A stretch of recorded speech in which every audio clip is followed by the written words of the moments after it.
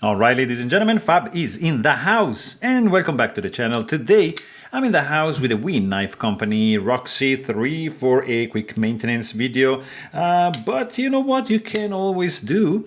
You can like the video, and you know what else you can do is like subscribe to the channel, comment something down below in the comment section, check out fablades.com and maybe at Fablades on Instagram, and let's see what is going on. So let's go ahead and start with the handle screws, which are 2 and 1 T8 for the pivot. So we got some nicely anodized, bronze anodized titanium screws for the Wii, and also, of course, you do get. Let's do this. You do get some flame ano, which I usually don't like, but I have to say that in this case, not too shabby. Strong lock bar tension, guys, so just keep it pinched, otherwise you will just want to jump out. So I'm just gonna deploy the blade and gently make sure that this scale comes off, and then you got 1, 2, and bearings, and that is it. So we are done. Grab some microfiber cloth and a little bit of rubbing alcohol, and the trick is going to be done pretty soon. So something like that. See, I'm just gonna rub like this around the scale. Just clean like all the crevices, clean the contact point. There you go. So that is done. Let's also clean the backspacer on this side.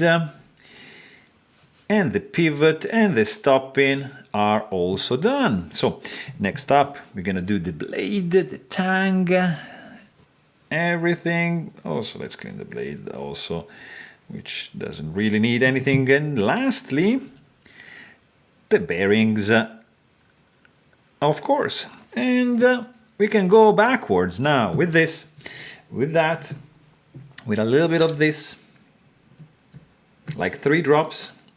And then you get the blade in. By the way, that's 10 weight nano oil. You got, this is S35 VN steel blade.